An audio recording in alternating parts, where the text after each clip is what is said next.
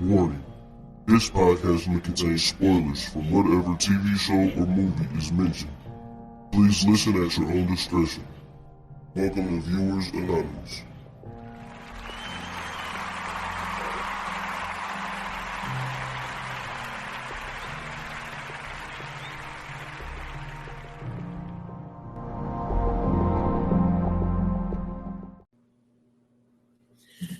Yo, what's going on? I'm sorry. Messed that all up. How the fuck I keep fucking this up, bro? My fault, man. This is the Viewers Anonymous podcast. What's going on, man? I am Scoots Bronson. And I am S. Foster. Yes. Messed the intro up again. I still messed it up the second time. You gotta start doing this fucking intro, bro. This shit is too hectic on my brain. I got a lot going on right now. I'm super excited about a whole bunch of stuff. So you know what I'm saying. I'm sorry, man. What's going on with you, bro? How everything going? Man, everything going all right, man. I got some stuff cleared, man. Everything's looking good, man. I cannot complain. It is one little beef that I got, but we can talk about it after I find out. How you doing, man? I know you sound very excited from a lot of stuff we was talking about before we got started. Yes. I'm super excited, man, because you know what I'm saying. I talk about doing something new a lot. You know what I mean? I'm always trying to keep my mind flowing and keep my mind going. I'm always trying to create. That's the most important thing to me because, you know, with that creativity and my, you know what I'm saying, that imagination and that dreaming, it gives you a sense of youthfulness at times. And then on top of that, you know what I'm saying, I always want my kids to see me being in like an artistic space so they can also understand, like, you know what I'm saying, that's something that they can do too. So, but this is definitely not for my kids. Listen, man, I've joined the internet sex world. And I'm waiting for my approval on OnlyFans. You know what I'm saying? I'm about to get this popping. I got this great idea.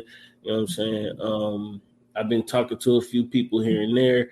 I've been creating logos and getting stuff ready. I got to get some T-shirts made up. I got to get some other stuff made up. But once it happens, I'm going to make an official announcement on here when it happens. But when it do, oh, man, it's going to be a glorious moment. I cannot wait, bro. I cannot wait. That is funny. Well, look, man. I heard the excitement before we started. Yeah. And see what I told you this before, like a couple of episodes back. Yo, I love the excitement, man, that you can get out of creators when they got an idea and they got a vision. That's what a lot of shit is about, man. Like if you won't have a vision, I'm sorry, man. Like it took me. Yeah, exactly. So like you got the vision, you got the idea of what you want to do, you're putting everything in place to get it started, and I'm happy to see it, man. Happy to see it. But before we get into what we watch, listen, man. I know you sick of the one thing, but I gotta say something. So some news came down. Yeah, well, we gotta talk about it. On Will Smith. And okay, so the last time we covered it, this haven't happened yet. So he had resigned from the academy. Basically, all it meant was he basically lost his vote, basically.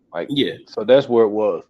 So then the news come out that he is banned for 10 years for the slap on, from the Oscars for slapping Chris Rock. And my thing is, hold on, before you go there, we also got to let them know too, though, that Netflix pulled a lot of his stuff too. And Bad Boys, they was gonna start production, and they pull. I don't know if they pulled back. Maybe they just, like, let's give us some time to blow over type of thing. I know for right now, because they didn't say that they stopped it, but they said they halted production on I Am Legend 2. Yeah.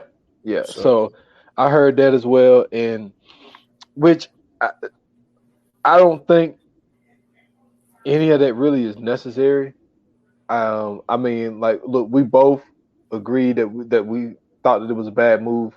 I think that he was in the wrong, but at the same time, you have a guy who, I mean, look, we did this podcast over a year ago, so I can't remember all the details, but it was either during or either right after, not quite sure, but you have a guy like Woody Allen who is out here in the middle. I can't remember if he was in the middle of a trial or if it was about to happen. One of the two. But the fact is, this dude was alleged of sleeping with his adopted daughter, and then ended up marrying an adopted daughter that was that Mia had adopted. Mm-hmm. But the Oscars honor him. And so and he was on trial for they were talking about him touching his daughter, his actual blood daughter.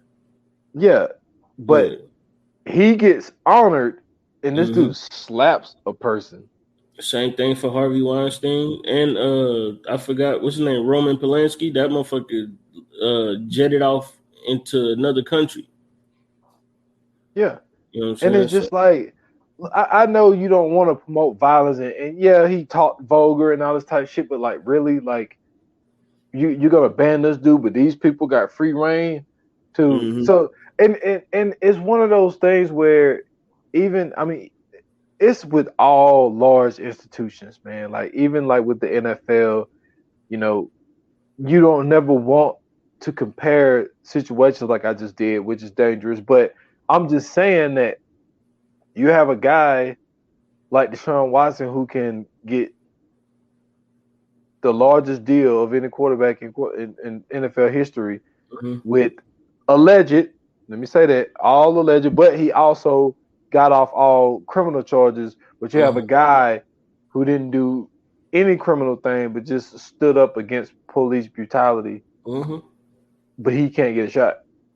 And I mean, even though Deshaun Watson is the new quarterback of the team, I like, you know what I'm saying? I get where a lot of people's stances are, especially on that situation.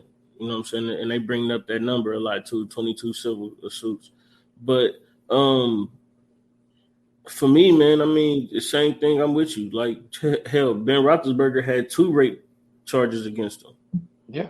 You know what I'm saying? Well, not 2 rape charges, 2 rape accusations. Because they never told us about if he actually went and did anything about it. But just the fact that, you know what I'm saying, and he gets honored like he's one of the legends. You know what I'm saying? So, well, I mean, he had a pretty good career, but still, like, you know what I'm saying, they still never did anything to him. So, I mean, I totally understand that. I think, though, 10 years is super excessive. You know what I'm saying? Like you said earlier, I never stood with Will Smith on that, on the actions that he made. I thought it was, like I said, I thought it was a bozo move for him to get emotional and do what he did. And like I said, he put Chris Rock in a very awkward position. With, you know what I'm saying, hosting the Oscars being Chris Rock's job and all, he couldn't really retaliate. And I'm not saying that he wanted to, but if he wanted to, he couldn't really retaliate because that had messed up his money. And you know what I'm saying? A dude like that, you ain't gonna mess up that kind of money because they paying Chris Rock. So you know what I'm saying? Chris Rock did to me, I think he did the right move and played it classy and went, you know what I'm saying, and went on with the show. But I figured once he resigned from it, that was enough. You know what I'm saying? Once the Netflix thing happened, that should have been enough. 10 years for not going to the Oscars, like, come on. First and foremost, to me, that's like a slap on the wrist because he really don't need to go to the Oscars no more. He finally got one. That's all that matters. And I don't care if they tried to rescind it. We all seen it. The nigga got an Oscar. Yeah. So, if anything, I kind of feel sorry for Serena and Venus and Richard and the Williams family and everybody who was involved in that movie, because basically this whole situation has overshadowed how great of a movie that was. And you know what I'm saying? And the work that went into that movie is now always going to constantly be tethered to this stupid ass situation. But we also got to recognize that, I saw this the other day, that Questlove's Summer Soul watch viewership, the viewership has went up 400%. Oh yeah, for sure. I remember you and Casey had did the pod on that one. Yeah, so I was on it early, but I ain't gonna lie, man. Y'all pod did it some justice. Y'all pod did it a lot of justice, because hearing y'all talk about it and hearing that passion, you know what I'm saying, that Casey was putting into it and that you was putting into it, when you go back and watch it after listening to that, or any pod for that matter that's out there that's talking about this, you know what I'm saying, documentary. Like, this is an amazing documentary, bro. Oh, yeah. Like, this is an amazing documentary. So the fact that, you know what I'm saying, the history behind it, you know what I'm saying, all the facts I was throwing out about it, just being able to see the things that y'all was talking about, it made everything that much better. But yeah, that was an amazing doc, bro. Yeah, man. And I appreciate that. But I just wanted to mention, like, it's just that what some people show you what they will accept. And it's just like, because my thing is like, would he really? Because like you said, it's a slap on the wrist. Because like, he's not really going to be showing up anyway. Sometimes he don't really show up unless he's going to win.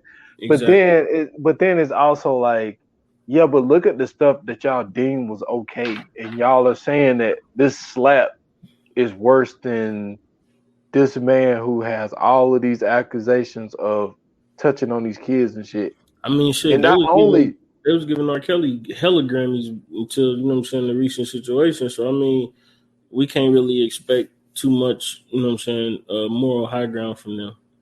Yeah. So I just wanted to mention that, man. This is a movie podcast, and I just felt that just some of the things that did, because like even and I'll say this, like, and somebody brought this to a great point.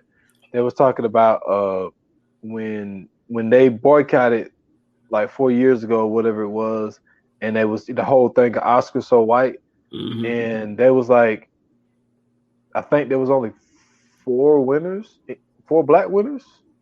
Yeah, it was only 3 in this Oscars. So it's like it still hasn't really changed.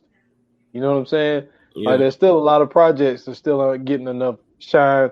But anyway, I mean, all that stuff doesn't matter anyway. Like, I mean, like, for me, like, if you want to watch a TV or a movie award show, the NAACP awards are like it's more movies that we watch anyway. For sure. You know what I'm saying? You know, so and it's people that we more, you know what I'm saying, for us more commonly known. Yeah, there are more people that we gravitate towards too anyway. So yeah. I just wanted to get it off. I just it's just the weirdest thing ever, man, because it's like Woody Allen wasn't just getting an Oscar. Like, they honored him. Like, literally honored him. Yeah. And this dude slaps a person and he banned for 10 years. It's all right, man. All right. It is what it is, man. You ready to get into what we watching? Yes, sir, man. I found something new. Oh, shit. Let's do it. What we watching?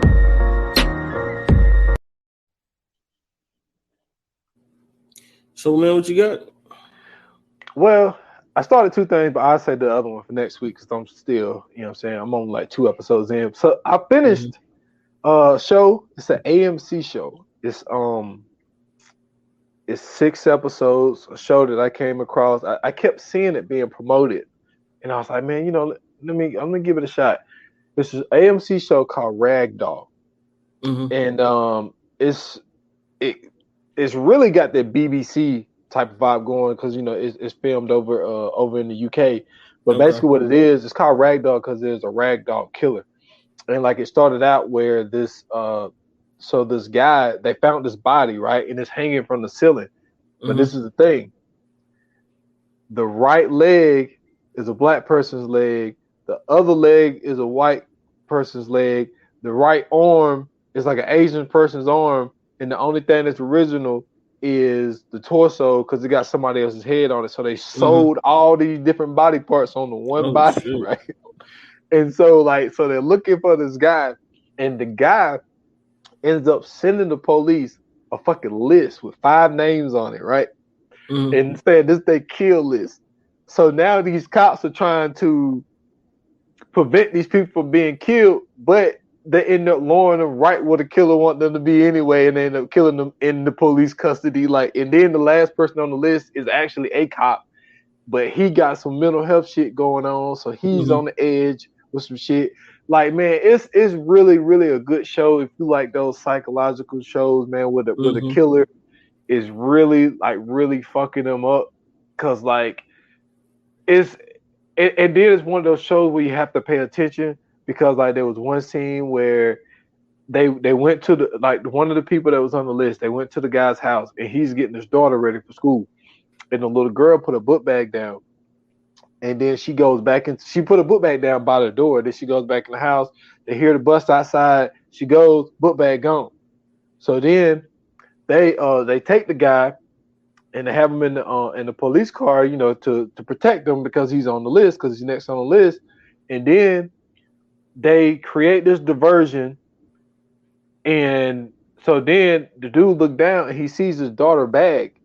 He opens up the bag, it's fucking poisonous snake in that bitch, and killed him while he was in police custody. It's like this ragdoll killer, man. This dude, man, I'm telling you, it's really, really a good show, man. I just recently came up on it. I watched all 6 episodes of the first season. So check that out, man, on AMC, Ragdoll. Man, I'm gonna have to watch that tonight. That sounds pretty good, man. But speaking of psychological, man, for mine, I was on Apple TV, seen a new show starring Adam McKay, and we just talked about him because we were talking about Winning Time on HBO. And this joint is pretty good, man. I'm 2 episodes in so far, but it's pretty dope. It's called Severance, and it's about this guy who's basically in this. He works in this like office, and then the cubicles, like once the clock goes to where it's time to work, you know what I'm saying? Like it's like they get in this zone where they just constantly working, and like soon as they clock out, they go back to like regular life. So it's like they hypnotized or something while they at work, but he kind of breaks it, and then he has to go to work like without that hypnotized vibe. So it's like, you know what I'm saying? He's starting to see things for what they really are in the office. Then he's trying to figure out what's going on. Why is everybody like this? I mean, it's real good, man. It's one of those things that you just, you know what I mean? Like it puts you in the vein of a Shutter Island or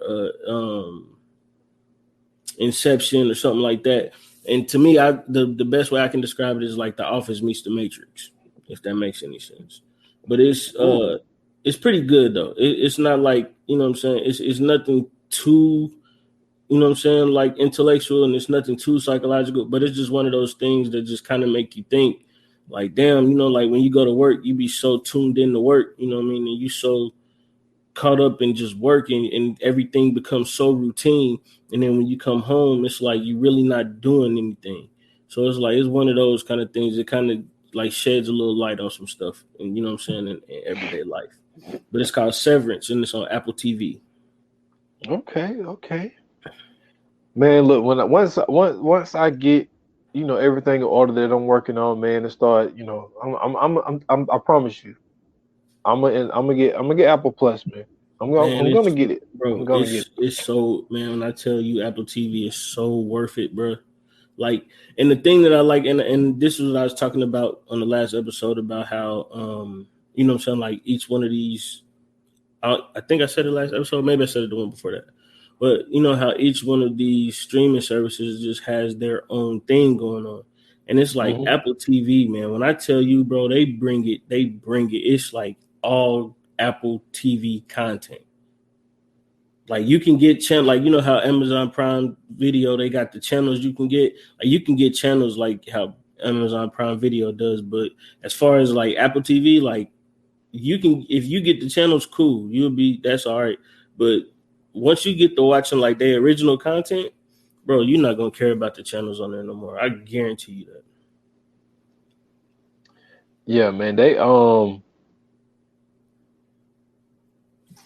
man, Hulu, they got a new show starting, I think on the 20th or some shit like that.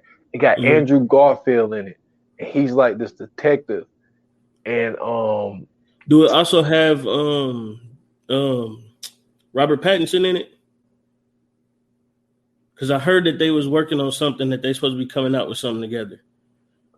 I'm not sure. I don't think Robert Pattinson is in it, but it looked like it's based like in the early 90s or some shit like that. Look like it's gonna be pretty good, man. But, Andrew Garfield is good, so yeah, I like him, man. I like him. So It's like Hulu got some. They got some good shit on there too, but I just can't fuck with the Handmaid's Tale, man. I can't do it, man. The show too fucking crazy. I gotta watch Dope Sick, man. That's been on my list forever, and it's Oh time yeah, for me to sit down and it. get to it. I know it's good, man. I know it's good. I already seen it, man. It's good. It's I know good. it is, really man. Is. So you know what I'm saying? Now that we got what we watching out the way, it's time to get to the meat and potatoes of this thing, man.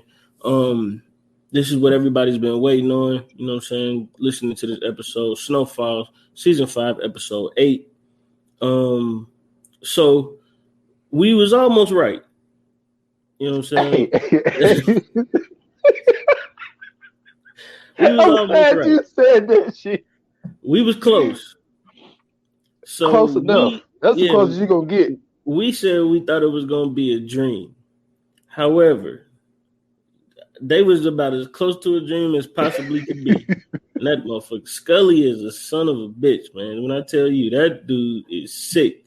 So Snowfall season 5, episode 8, man. Basically, we are at Louis and Jerome's wedding.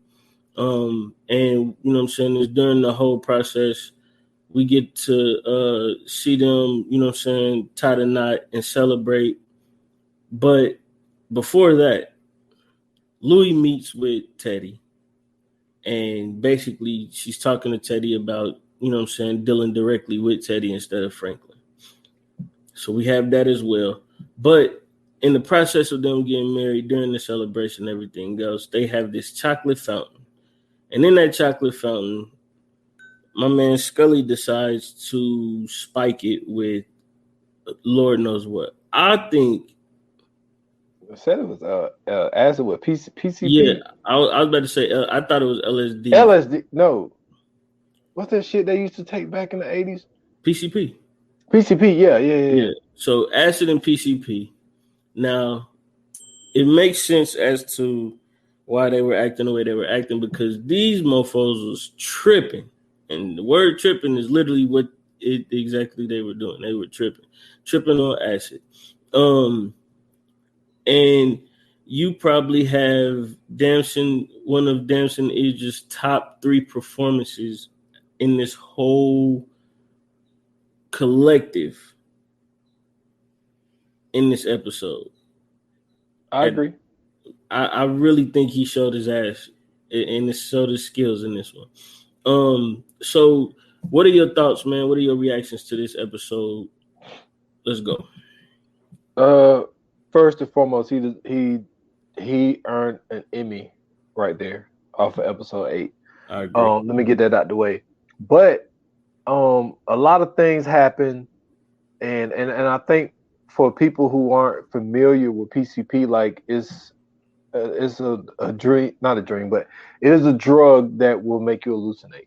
Like that was one of the things. Like they actually used to film white people taking the shit. It was like a thing, like in the late 70s, early 80s. And I think for this to be the approach that Scully would take, because you always plan on, if you get married, to have one wedding. You know what I'm saying? That's supposed to be your memories, and now your memories are everybody at your wedding is high as fuck. Yep.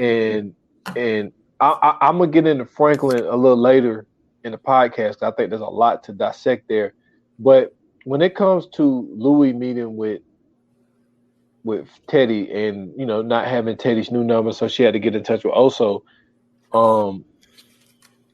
I think it was a dirty move for Teddy to agree with it, but I think the reason why he did is because I think that he knows that Franklin is like looking for that out. Because, and then remember, Teddy asked him to pull off that deal. Well, to get off that deal. And he was like, no, we too far in. Like, I'm going forward with this. So he was like, don't do any more. He know he can't control Franklin. And I think that with Louis, he sees another end to keep this ball rolling. Yeah. But I think that what that's going to do is, what kills me about Teddy is he tells Franklin, yo, you need to get your house in order. But now you see that there's a divide in the house, but you're going to create an even wider divide by selling to Louis and Franklin. I really question that move that Teddy did.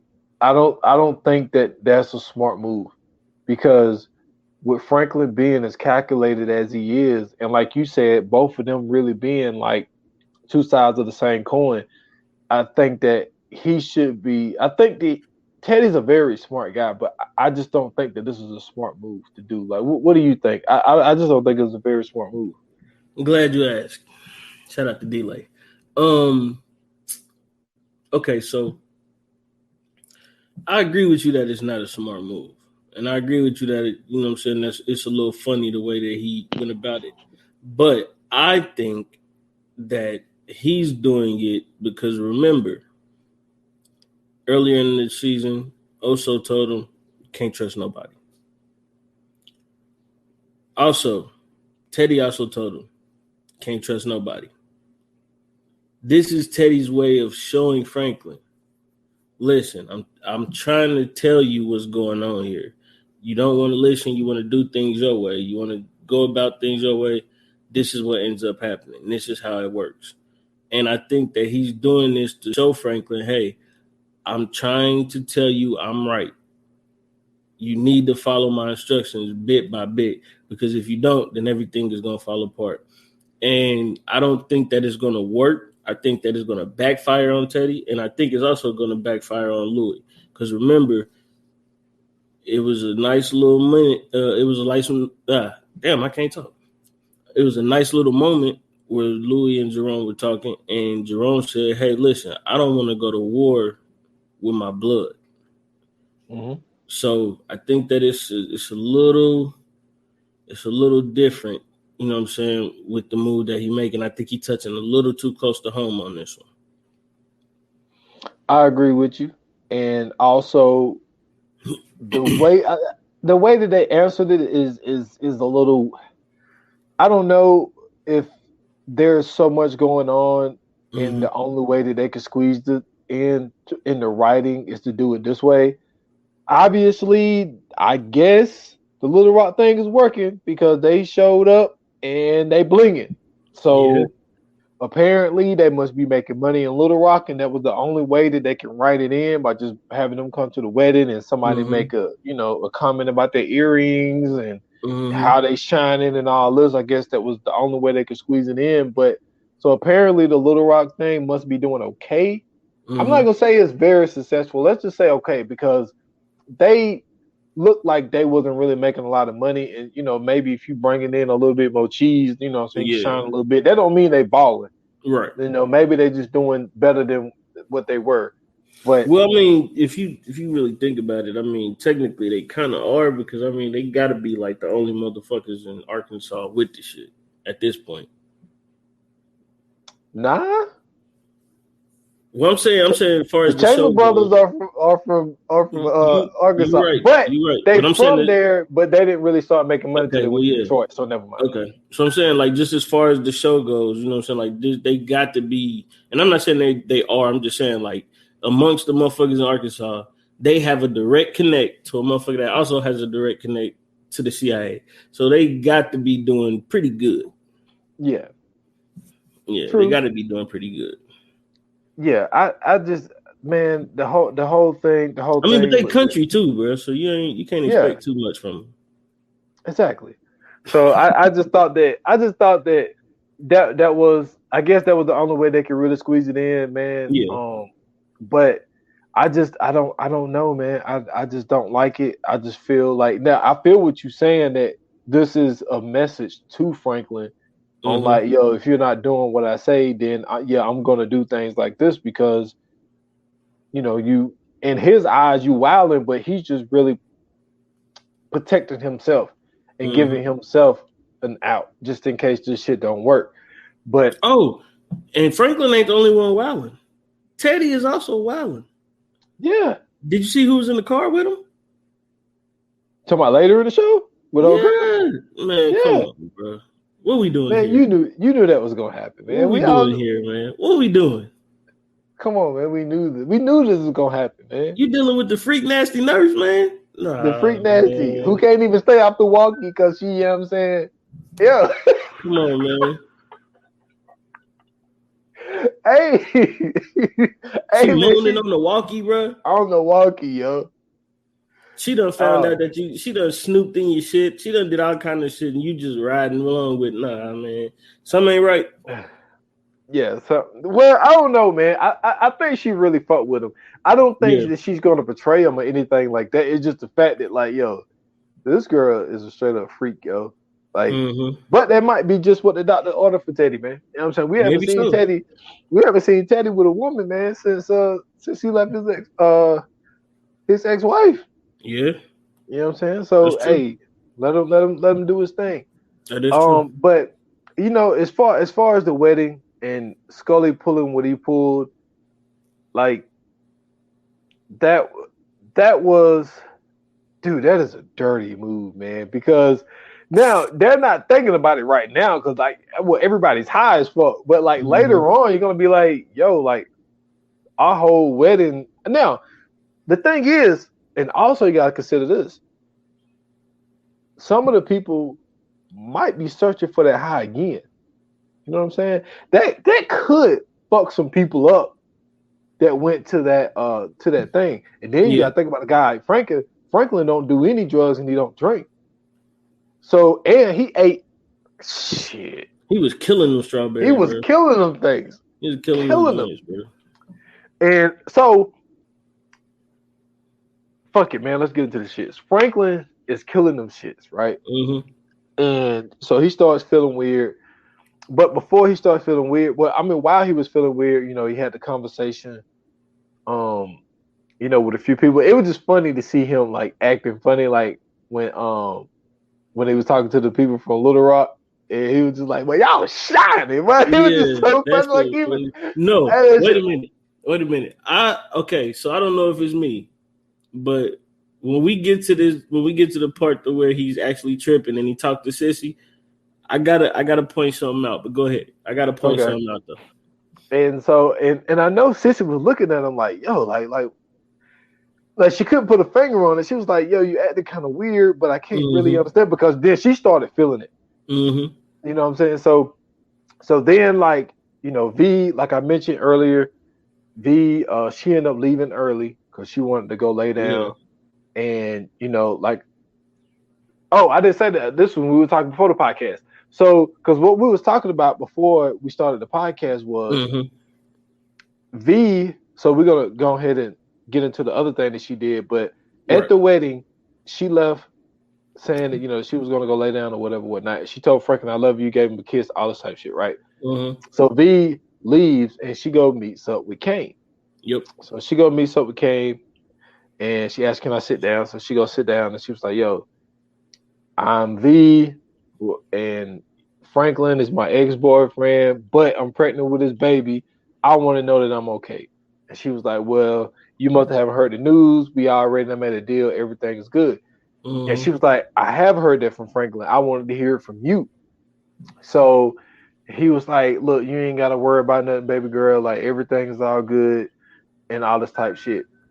So what are your thoughts on V going to Kane, going directly to Kane, have a sit down with him to make sure that she is safe by staying in the city? Yeah. I'm sorry, you said what? I was like, how you feel about her going to go do that? Like, on her own time, to go to sit down and ask Kane, like, am I safe in the city? My fault. Yeah, that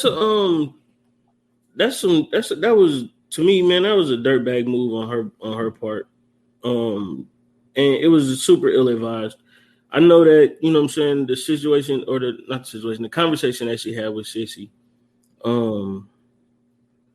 where basically Sissy had told her, you know, you got to do what's best for you and your child, which I thought that was fucked up for her to say too, because that's also her, you know, her grandbaby. But her telling her that kind of put that battery in her back to go do some shit. And I think this is one of those things that she felt like she had to do. She was never involved in any of the you know what I'm saying, any of that since this whole season started. And now all of a sudden, like, she's getting in this shit because of, you know what I'm saying, the situation that occurred. And I think what she really did was she really put on notice that now Kane has a way to get at Franklin if he really wants to. Exactly, because now it looks like she don't believe anything that Franklin says. No, I'm not even talking about her. I'm talking about the fact that he knows that Franklin is having a baby now. Yep, because he didn't know that. Exactly. So my thing is like, even though, you know what I'm saying, we know about, we heard about her telling Sissy about her upbringing and everything else. It's like, yeah, your mom was a scammer and y'all did all that shit, but apparently you don't know how the streets work because you just gave the ops a lot of information. And we just basically switched roles in this whole situation because at first they had Kane on leverage because they was making sure that he was going to make some money to feed the family. Mm-hmm. And, you know, once you do that, you know, he seems like one of those guys that, you know what I'm saying, you ain't going to bite the hand that feeds you. You know what I mean? He seems like he's just a upstanding dude and he's serious about, you know what I'm saying, what he do. But I think this kind of turned the tides a little bit because now he knows, okay, so nigga, if I really want to get at Franklin for real, and they say this is what it is, I could kind of just take this over and just get at his baby moms. True. I thought it was I'm gonna take your words. It's a dirtbag move because it also everything that you just said. Because I didn't think about it that way, but it also shows like disloyalty. Because it's like if you just sat here and told me that Franklin already told you that we've like kissed and made up, but you're still coming to me because you want to hear it from me. So there's something going on between you and Franklin where you don't believe what he's saying. Mm-hmm. So I also feel that was a very dirtbag move on her behalf. I don't like the decisions that she's making right now. And you're right, like Sissy putting that battery in her back is like that's very disrespectful, man. But like what her alternative motives on wanting to do anything that she can to stop Teddy, but in the mix of doing that, like you're really kind of fucking up the relationship with your son, and putting him in danger. Yeah, and putting him in danger. So it's like Sissy's just not. She's not thinking it through. She's not thinking clearly. Like, and I felt that she was the level-headed one in the beginning because once she made that decision to I'm going to get into this business. Yeah. And telling Franklin, you need to look into real estate, you need to look into this, you need to look into that, so you could be able to watch this money that you're making. Like, because she looked at it like, I can't make you stop. So what I'm going to do is I'm going to help you because I can't force you to stop type of thing. And it's like now, it's like she's not thinking with that type of intelligence now.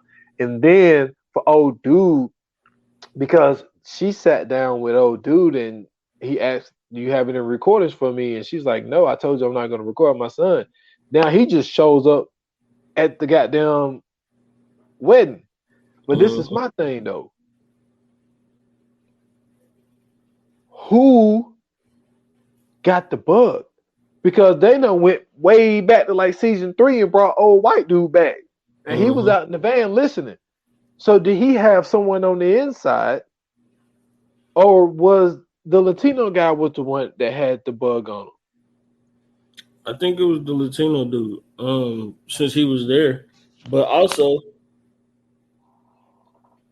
you know, we still don't even know who this dude really is. We thought that he was the dude with the Cuban Revolution. You know what I'm saying? We don't know who he works for. We don't know who he is. We don't know what he does. We don't really know nothing about this dude. We just recently seen that this nigga had a wire on him and he was listening in on everybody and they've been taking pictures of the whole situation. So this could also be some shit to where this motherfucker might end up being like FBI, anything. He might be ATF. Like, we don't know shit about dude for real. We just know that him and Sissy been talking. They trying to get at Teddy. And you know what I'm saying? Ain't no telling what Teddy did when he was gone. We don't know none of this. This motherfucker might be CIA, and they might just be trying to track Teddy down because remember, that motherfucker ain't CIA no more. Yeah, and I also think that with Sissy fucking with some people she don't really know who they are, she could end up getting herself with some charges. Exactly. And now she's now brought someone in, and all he wants to do, I want you to bug Franklin. I want you to bug Franklin. And it's like, now he has a good excuse by saying, yo, he's the only person that meets up with Teddy, so he's the only person that get us to Teddy. But at the same time, it's like, how do you know this dude don't want to bug Franklin for the simple fact that he want to bring Franklin down? Exactly. And you done in the process. Exactly, because you help him with the business. Yep. You helping him launder money.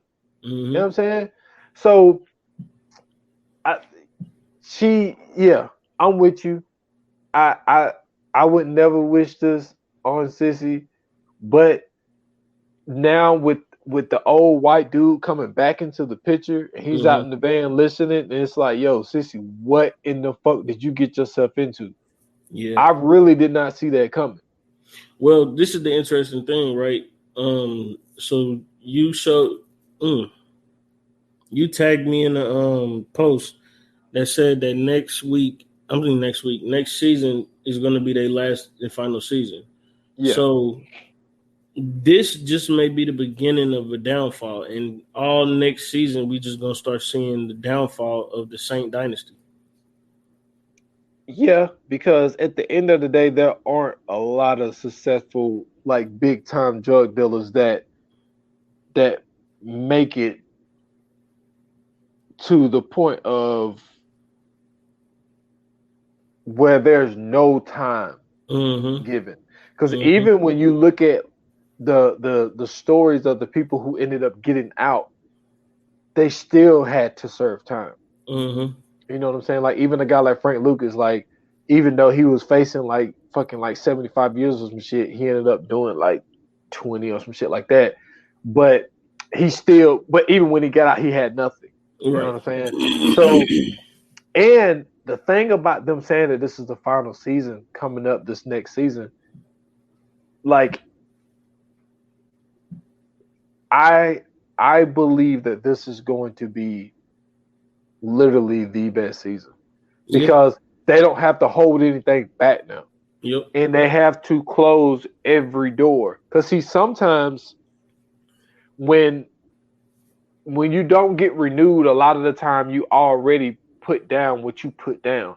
And so they leave a lot of shit open because they don't anticipate on this being the last season. And you just get canceled. So then you left with not having any answers. But with us knowing that this is going to be the final season, but I think it's smart because I think that this is something that you can't drag out.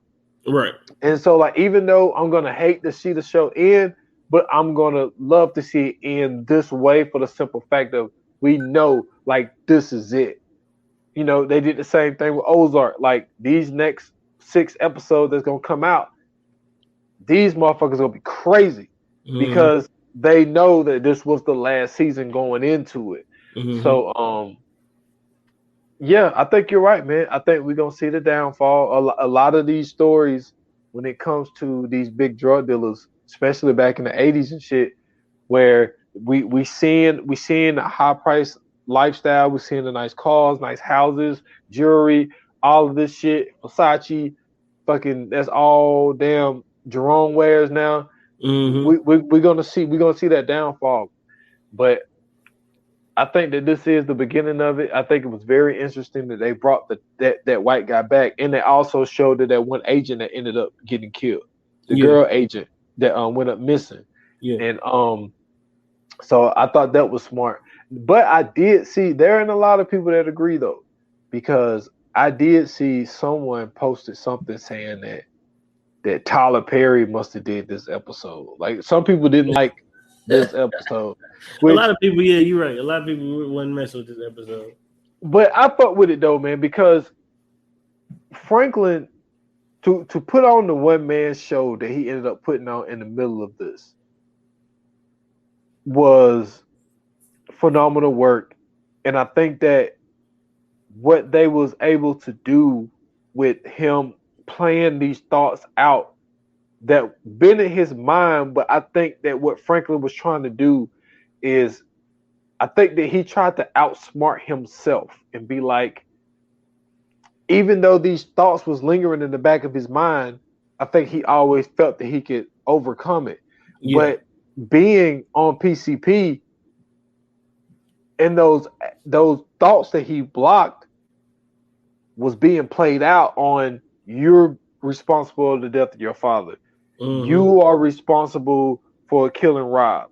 You are responsible for all these people dying or going to jail. Mm-hmm. And it's like, and then they're just talking about like all of the shit that fell around him. I thought that was a genius thing to do. And then in the mix of that, while he's high as fuck, and I don't even think he realized he did this, my man paged and called Teddy and told, and I thought that this was another hallucination. I did too, because the way that they framed it was beautiful. Yeah, because they framed it in a way of every person that he was talking to wasn't there. It was all in his head. Mm-hmm. But for them to show Teddy there, right? And then he went to another room and called, and then you see Teddy get back in the car with old girl and said, Franklin just called me and said he's gonna kill me. And it's like, you're like, oh shit, like this is real. Like this wasn't another hallucination. And I think he has no idea he called Teddy. He definitely has and told him that he's gonna kill him. Now I'm gonna tell you this before I get into that, I'm sorry. When he was talking to Sissy in that hallucination, when he had the hallucination with her, and she was trying to get them together. No, I don't think that was a hallucination. That's when she had went into the bathroom and she found him after he's thought he got shot by Rob. Yeah. And she was saying something, and I think he slipped character and went into his real, like, his real vernacular, because he said, catch your tongue. He was talking to her. I don't know if anybody else caught that, but I definitely got that. I thought that was weird for him to say. I'm like, that's not the saying, bro. It's hold your tongue. But I don't know. Maybe, you know what I'm saying, he didn't get it. But I just thought that was weird. But so the hallucinations to me were, of course, you know what I'm saying, all his anxiety and everything built up and finally releasing. He had the chance to actually release it. And I think that with all of those things, you know, he had, like you said, he was stressed out and worried about him, but we never really get to see him like that. We usually get to see him like right on the brink of it, and then he'll come back down and go back right into that cool, calm mode. This was, you know what I'm saying, him breaking out. This was him, you know what I'm saying, finally getting the stuff off his chest that he probably wanted to get off his chest for a long time. The hallucination that he had about himself, though, to me, that was brilliant, because that's one of those things that we hear a lot about, especially when people take like acid, LSD, when people take PCP, stuff like that, any kind of hallucinogen, you know, that's something that they get into is it's like basically you had a battle with yourself. And I think this was and not to be weird about it, but this is a very spiritual moment, especially with the way how Scully is. You know, he's been, you know, going through his ups and downs, and then to come out where he's come out, he's super unstable. And this is where we finally get to see Franklin unstable. We don't usually get to see him like that. We've seen him like that one or two times, but we don't usually get to see him like that. But this was on a whole nother level, right? This is where, you know what I'm saying, he's basically playing the devil on the shoulder, angel on the shoulder. And I don't know if the angel caught the bus later or what, but the angel never got there. And finally, you know what I'm saying, he had to really face himself. And I think that's what that was, him just facing himself and, you know what I'm saying, the shit that he was doing. This is true. And also in the mix of all of this, Leon has the idea of, after talking to Javi, and Javi, I think Javi has become like that reliable uncle to like Yeah. to Leon and Franklin, and he had that conversation with him about traveling and like yo, like maybe you need to go to Vietnam or or something like that. At least just get out of this area. And he was like, "What about Africa?" He was like, "Yeah, travel to Africa." He was just like to experience different things, and you will see that there's a different way of life in different places and shit like that. And so now Leon is convinced that, yo, I'm gonna go to Africa. So he runs into Wanda, and Wanda's the only person that's not high because she's allergic to chocolate. So she see what is going on with everybody, which I'm glad that she didn't get high because I don't want Wanda to have to fall off the wagon again. That's true, but that's like the most ironic thing in the world is that the ex crackhead in the party is the only one not high. Hilarious. Yeah, that is hilarious. And then the way that Franklin reacted to her and gave her that hug and all that type shit, I thought that was a good moment. I think that that's something that Wanda needs to hear. I think that she needs that type of encouragement to stay on the right path. So I thought that even though he was high, I felt that was a good moment for Wanda. Yeah. But it was a sad moment for Wanda when Leon is like, "Yo, I'm going to Africa," and I thought it was funny. She was like, "Man, you ain't even got a passport," but she was just like, "For you to ask me that right now while you're high, like, I think that hurt her because she was like, yo, I've been trying to, not aggressively, but she's been kind of not actively trying to get back with Liam. I think she's kind of been throwing like little hints, and he wasn't really trying to give her the time of day. But like now, all of a sudden, while you're high, you're gonna ask her to go to Africa with you, and I think that she feels that it's not real right now. Like if you would ask me this that is true. when you're not high, I would be happy, but I think she couldn't even be excited about it because she's like, yo, like you're saying this, but we don't know if this is what you really think. Yeah. And I thought that was. No, go ahead. No, I would say, and you know what I'm saying, not only that, just the fact of really when you go back and watch those episodes where they're interacting, he's not necessarily blowing her off.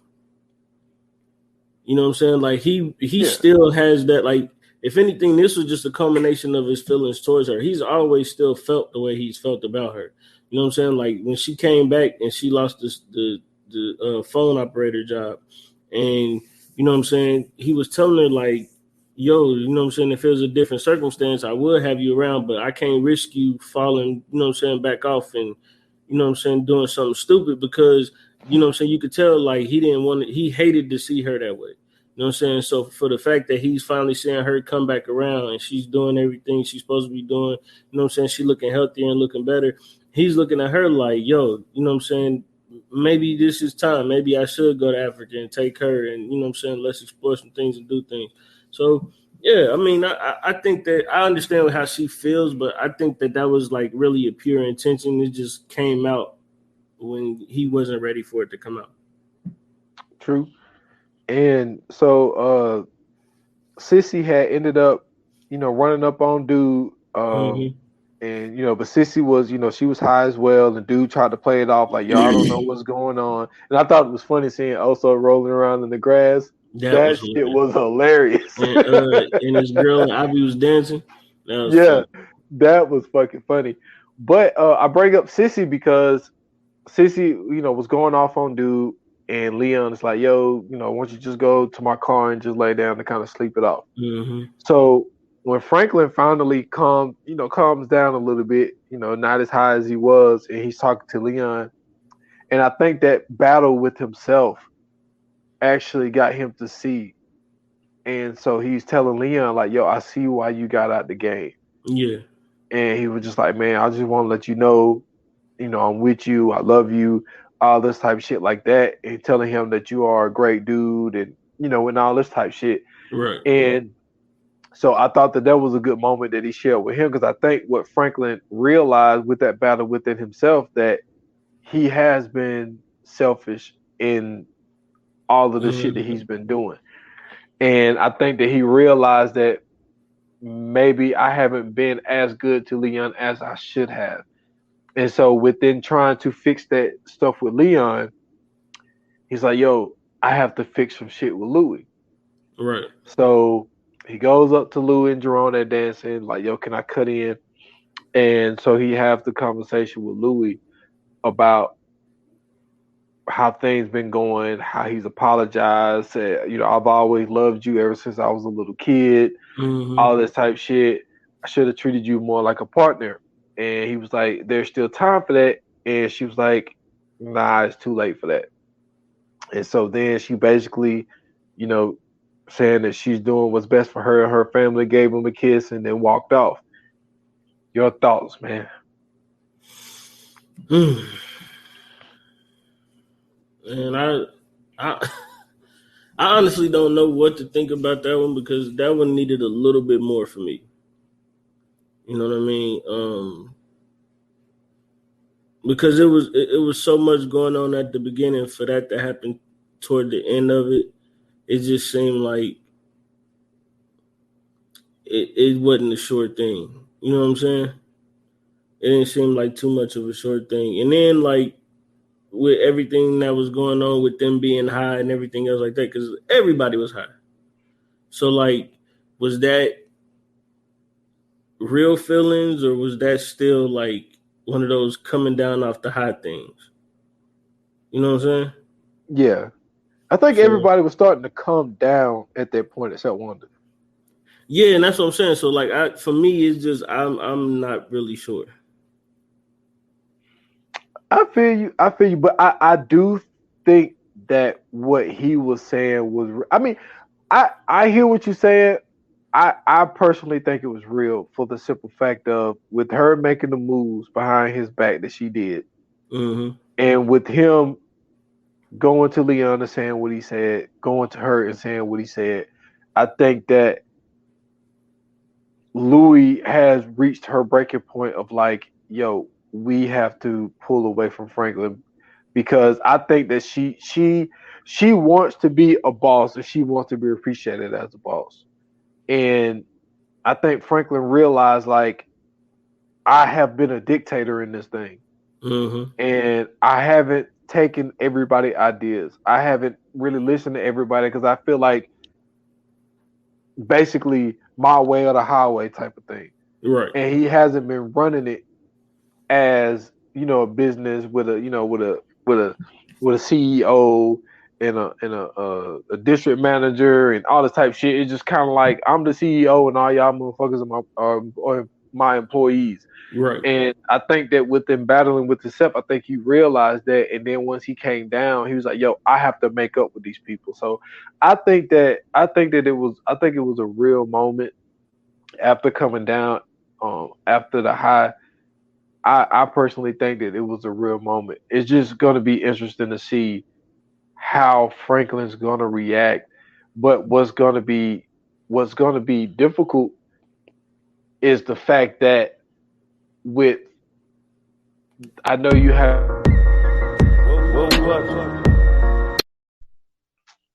I know that you haven't been watching them, but old cop dude goes after Kane. Yeah, this one I seen it this time. And he missed. So I think that now I don't know how mad he could sit here and be at Louis, because I think that Kane is going to retaliate. So I think there's going to be a lot happening for him to be mad at Teddy and still going to have to watch his back, because I think that Kane is going to assume that this was Franklin, because he might look at it like, oh, so V comes over here to get verification to make sure nothing's going on. But like the next day I get shot at, or the same day I get shot at, like, you know what I'm saying? So yeah. I think that he's going to assume that it's coming from them. And another thing, which I thought was kind of a weird moment, because it was kind of hard. I was only able to watch the episode once, so I couldn't hear everything, because Louis and Jerome had a moment where they were just talking, but they was talking at the same time. So it was kind of hard hearing everything. So I was only able to take like bits and pieces, but I did hear that she said that, like, yo, I was in the streets and Mm-hmm. I had nothing. And she was like, she basically was talking like she was either a hoe or a prostitute or whatever. And Mm-hmm. Jerome took her in and didn't judge her Right. and protected her. And I think that shows that but number one, it shows the maturity in a guy. Mm-hmm. You don't see a lot of guys doing that. And then also she mentioned how Jerome knew that she messed with girls. And so like it felt like Jerome is one of those dudes who how do I put this? Like one of those dudes who could probably get taken advantage of, which not even probably he did, like, cause there was a time where she was messing around with a girl and just running around on Jerome, and Right. Jerome never left Louis or anything like that. So I think for her to have that moment with Jerome at the wedding where they both was talking at the same time, I think that we learned a lot in that moment of like, even though we knew that Jerome put up with a lot with Louis, Mm-hmm. but no, because I never knew what Louis like background was. You know what I'm saying? Like, but for her to say that, yo, like I was in the streets and like you pulled me in and you didn't judge me. I think that's a lot, man. And I think that her coming from where she coming from and trying to be the person that she wants to be, I don't know, man. I just feel like she's trying to bite off too much she can chew. I agree. I definitely agree. Definitely more than she could chew, but also I think that she feels like she can hold it down only because she got Jerome by her side, and she know that Jerome is gonna ride with her. You know what I'm saying? Regardless. So I mean, it may be too heavy of a burden to carry, but I don't know, man. I think that, you know what I'm saying, with him out there, and then even, you know what I'm saying, like, even though they at odds, Franklin ain't really gonna be for his uncle like that. You know what I'm saying? I mean, he might, but he really ain't trying to be for this uncle like that. Like, I think that they got a different relationship, and their relationship is like, even with him and Louis going at it, he still, you know what I'm saying, him and his uncle still be, you know what I'm saying, on that same level. And then you see, you know what I'm saying, a lot of times you see his uncle really being his uncle. Like when he, you know what I'm saying, in a situation or when they saying something, you know, his uncle just say whatever the fuck you want and they don't be nothing behind that. You know what I'm saying? Yeah. Franklin don't really ever backtalk his uncle, or he don't ever really like push his uncle around and nothing like that. He always listening to Jerome. So with that situation, I don't know, man. I feel like as long as she got Jerome there, it should be all right. I feel you. I feel you. But I mean, I did hear a lot of people not really fucking with this episode. I mean, I personally liked it, and I think the reason why I probably liked it is because of what you said earlier. I think that Franklin put on like a one man show in the mix of this. Like it was so funny when he heard a knock at the door. And this dude pointed his hand at the You door talking about saying, here, "I I got got a a gun? gun." Oh And then he tucked it. man. Oh, yo, I thought I was You going to can die. listen, you can tell how great of an actor he was in this, because like to me that's something that somebody that's high would do. Like if you ever Yep. been high, like you done some stupid shit like that before. So I mean, like for him to pull that one, that was great. You know what I'm saying? The you know what I'm saying, the going off with the alter ego going off, with him doing the fake gun, with him faking getting shot, like all that shit. Like he put on the acting clinic in this one, man, and I really appreciated that. He did, man. Definitely did, man. Oh, So and another thing, I think that because that officer missed Kane, that he was supposed to hit, you know what I'm saying, and get him up out of there, I think that that's going to be a way for them to possibly get that cop out of there. could be. I Could be. think so. It could be, but or they could kill two birds with one stone and get him and Kane out of there. Just saying. that's a way. That is a way. And now with Luke, I don't know, man. I don't know. I Louis and Dude got a pass, man. I don't think so. I think Dude just won't, you know what I'm saying, the piece of Louis, and Louis is using that to her advantage because, you know what I'm saying, that's what she does. She did it with pretty much everybody. And she did it with Jerome too, but this time she just so happened to fall in love with Jerome. Speaking facts, man. Yeah, man. So we'll see, man. Next episode coming next week. I think that's the last episode of the season, right? No, next week is the before the season finale because I think it's 10. Okay, so they got because they said one episode left until the season finale when they showed the thing. Okay, cool. So let's get into the coming soon, man. Yes, sir. Coming soon. Coming soon. All right, so this next one is we're going back to the land of horror. We're doing urban legend. Now, this is going to be fun because, you know what I'm saying, you was talking about this a while back about bringing up some urban legends around, you know what I'm saying, where we grew up and stuff like that.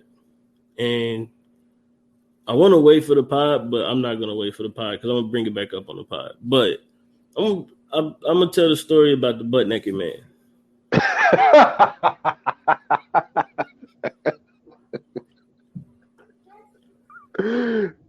Enlighten me. So, okay.